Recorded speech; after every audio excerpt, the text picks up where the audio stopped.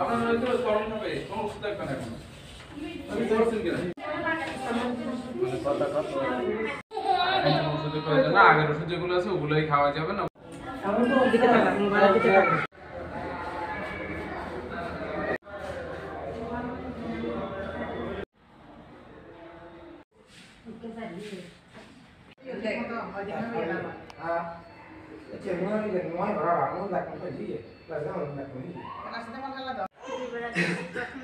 প্রথমে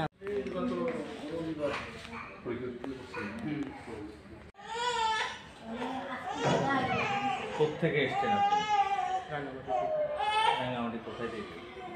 রাঙামাটি কাছে থেকে। কি সমস্যা? এই যে আমার বাচ্চা করে আসসালামু আলাইকুম, আমি সোহেল রানা। আমার ছেলের জন্মগতভাবে ঠোঁটকাটা এবং তালু কাটা হয়েছিল। আমি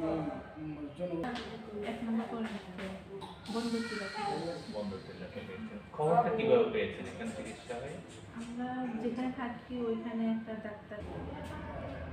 ধন্যবাদ ইডেন টিভিকে এবং ধন্যবাদ জানাচ্ছি আগ্রাবাদ মানসিক হাসপাতাল কর্তৃপক্ষকে আমাদের এই সুন্দর ব্যবস্থাপনার জন্য। স্মাইল ট্রেন একটি আন্তর্জাতিক দাতা সংস্থা। স্মাইল ট্রেনের সাথে কাজ করছে শিশুরাশি সামাজিক সংস্থা, বাংলাদেশের একটি অন্যতম সামাজিক সংস্থা। স্মাইল ট্রেন দীর্ঘদিন যাবৎ এই কাজগুলো করে যাচ্ছে, বিশেষ করে ঠোঁট কাটা, তালু কাটা, মারি কাটা রোগীদের সম্পূর্ণ বিনামূল্যে চিকিৎসা দিয়ে যাচ্ছে। আপনারা আজকে সরেজমিন দেখেছেন চট্টগ্রাম মানসিক হাসপাতালে আমাদের এই কার্যক্রম প্রতি সপ্তাহে 2 দিন, মাঝে মাঝে 1 দিন করা হয়। বিশেষ করে বুধবার এবং বৃহস্পতিবার আমাদের এটি নিয়মিত কার্যক্রম চলে। আজকে আমাদের মাঝে অনেকগুলি রোগী এসেছে। আমাদের আজকে হচ্ছে এখন ফলো আপ চলমান। এই ফলো আপ কার্যক্রমে এখানে বিশেষ করে আমি যাদেরকে আলাদা করেছি সেটার বিশেষ যে কারণ সেটা হচ্ছে ওনারা আসছেন রাঙামাটি থেকে, কেউ আসছেন নানিয়ারছর, বড়কল উপজেলা থেকে শুরু করে একেবারে প্রত্যন্ত অঞ্চল এবং দুর্যোগ এবং দুর্গম এলাকায় যায় যেটি আমরা বলে থাকি। ওনারা সেখান থেকে এসেছেন, যেমন যে আরমান অনেক দূর থেকে এসেছেন। সবচেয়ে আমাদের কাছে অবাক করার বিষয় ছিল সে দীর্ঘদিন জানতোই না এই ধরনের তার চিকিৎসা আছে। তার এখন বয়স হয়ে গেছে, সে আজ একেবারে অনেকটা তরুণ, কিন্তু এই চিকিৎসাটা যে চিকিৎসা নেওয়ার কথা ছিল তার 1 বছরের ভিতরে সেই চিকিৎসা নিতে হয়েছে তার 15 বছরের পরে গিয়ে না জানার কারণে। এরপরে ওনারাও আসছেন রাঙামাটি থেকে, ওনারা তারপরেও কিছুটা তাড়াতাড়ি আসছেন, আমরা চিকিৎসা সেবা দিয়েছি। গত পাহাড়ি এই যে দুর্গম এলাকা, এখানে আপনারা এই সেবার মেসেজটা পৌঁছে দিবেন। পাহাড়ি অঞ্চল আমরা কয়েকটা মাধ্যমে এই তথ্যগুলো পৌঁছে দিই। একটি হচ্ছে সরকারি যে সদর হাসপাতালগুলি আছে, আমরা হাসপাতালগুলোর কাছে এবং যারা সিভিল সার্জন অফিসের মাধ্যমে তথ্যগুলো পাঠায় ওনারা সব জায়গায় ছড়িয়ে দেন। পাশাপাশি প্রত্যেক উপজেলায় সাংবাদিক বন্ধুরা সামাজিকভাবে এই তথ্যগুলো মানুষের কাছে পৌঁছে দেন এবং কিছু কিছু এনজিও যেমন আমাদের কাছে তথ্য পৌঁছেছেন পার্বত্য চট্টগ্রাম প্রতিবন্ধী কল্যাণ সংস্থা, মিন্টু চাকমা নামে একজন সমাজসেবক রয়েছেন রাঙামাটিতে, উনি এই সেবাটা আমাদের কাছে তথ্যটা দিয়েছেন। এই সেবার মাধ্যমে একজন শিশুর সুস্থতার নিশ্চয়তা করতে আমাদের এইটি নির্ভর করে অনেকটা বয়সের উপরে, তবে আমরা যদি স্বাভাবিকভাবে বলে থাকি 90 থেকে 100 ভাগ হয়েছে। আর অধিকাংশ যদি আমরা দেখি বয়স 5 মাস থেকে শুরু করে 50 বছর, সব মিলিয়ে হিসাব করলে 80 ভাগ। আমরা দেখি শিশুকেও দেখছি, আবার দেখছি বয়স্ক দেখছি। শিশুর ক্ষেত্রে এই চিকিৎসার কেমন হচ্ছে এবং বড় যারা হয়ে গেছে বা তাদের ক্ষেত্রে দুটার মধ্যে কোনো পার্থক্য বা চিকিৎসা বিজ্ঞানের মধ্যে চিকিৎসা দিতে গিয়ে আপনারা এখানে মধ্যে কোনো সমস্যা ফেস করেছেন? জি, ধন্যবাদ। এটি সত্য, এই চিকিৎসার সাথে বয়সের একটি বড় সম্পর্ক রয়েছে।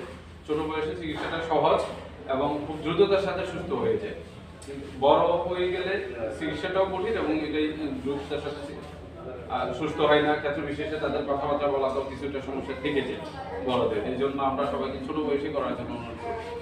আমরা জানি এই সার্জারিটা কিন্তু খুব এক্সপেন্সিভ একটা মানুষ কিন্তু দেশের বাইরে গিয়ে করছে এবং মানুষের রাজধানী ঢাকায় গিয়েও কিন্তু অনেকে সেবাটা নিয়েছে। বর্তমান স্মাইল ট্রেন এবং সেই সমস্যা কিন্তু এই সাহায্য সেবা একটা চিকিৎসা করতে কেউ যদি এটাকে নিজস্ব করে যদি কোথায় করতে চায় তাহলে কি পরিমাণ খরচ হতে পারে? যে সেবাটা শিশু থাকে এবং এই চিকিৎসাটা নির্ভর করে রোগীর অবস্থানের উপরে। কোনো কোনো রোগীর একসাথে দুটো তিনটে অপারেশনের প্রয়োজন পড়ে, কারো কারো শুধু একটি অপারেশনের প্রয়োজন হয়। তবে আমরা যদি একটি অপারেশন হিসাব করবো বলি তাহলে 50 থেকে লাখ টাকা তাদের খরচ হয়ে থাকে। এই খরচটা কিন্তু তাদের সেভ হচ্ছে। সম্পূর্ণ বিনা পয়সা আমরা করে দিই এবং এটার সাথে স্মাইল ট্রেন অর্থায়ন করে, শিশুরাটি হাসি সামাজিক সংস্থা এই সেবাটা বাস্তবায়ন করে। স্মেল ট্রেন আন্তর্জাতিক সংস্থা, এটা বাংলাদেশে কতদিন ধরে কাজ করছে? আপনারা কতদিন ধরে স্মেল ট্রেনের সাথে আছেন? স্মাইল ট্রেন বাংলাদেশে প্রায় 20 বছরের অধিক সময় কাজ করে, আর আমাদের শিশুরাশি সামাজিক সংস্থা স্মাইল ট্রেনের সাথে প্রায় 10 বছর যাবত কাজ করে যাচ্ছে। এই বিষয়টা নিয়ে ছোটখাটো তালুকাটা নিয়ে আপনারা কত বছর ধরে কাজ করছেন? শিশুরাশি সামাজিক সংস্থা শুরু থেকে স্মাইল ট্রেনের সাথে যৌথভাবে কাজ করে যাচ্ছে ছোটখাটো এবং তালুকাটা নিয়ে। শিশুরাশির বাইরে আরো অনেকগুলো সেবা রয়েছে, সামাজিক উন্নয়ন, শিশুদের পড়াশোনা থেকে শুরু করে সামাজিক উন্নয়ন, কর্মসংস্থান বৃদ্ধিতে সহায়তা করা এবং রাষ্ট্রের উন্নয়নে নানা ধরনের কর্মসূচি শিশুরাশি করে যাচ্ছে। তবে তার চিকিৎসা প্রকল্প প্রধান যেটি সেটি হচ্ছে যে ছোটখাটো তালুকাটা এবং মারিকাটা রোগীদের বিনা পয়সা যে চিকিৎসা, এই দুটি হচ্ছে শিশুরাশির প্রথম এবং প্রধান চিকিৎসা। বাংলাদেশের শিশু হাসি বা স্মেল ট্রেনের ছোটখাটো তালুকাটা কয়টি ইউনিট রয়েছে? চট্টগ্রামে কয়টি রয়েছে? বাংলাদেশে প্রায় 20টির অধিক বর্তমান চলমান রয়েছে এবং চট্টগ্রামও 3টি শাখা রয়েছে। তবে নিয়মিত সব জায়গায় হয় না, সাধারণত চট্টগ্রামে 2টি কেন্দ্র নিয়োজিত হয়। কতদিন ধরে এই সেবা চলছে? 2018 সন থেকে চট্টগ্রাম মানসিক হাসপাতালে অর্ধবর্তী কর্মসূচি চলমান আছে। 18 সাল থেকে 24, 6 বছর আপনার কতজন রোগীকে সেবা দিয়েছেন? এই মা ও শিশুর আওতায় আমরা প্রায় 1000-এর অধিক বাচ্চাকে সুস্থতার আওতায় আনতে পেরেছি। এগুলো কি সফলভাবে কিন্তু সার্জারি সম্পূর্ণ হয়েছে? জি।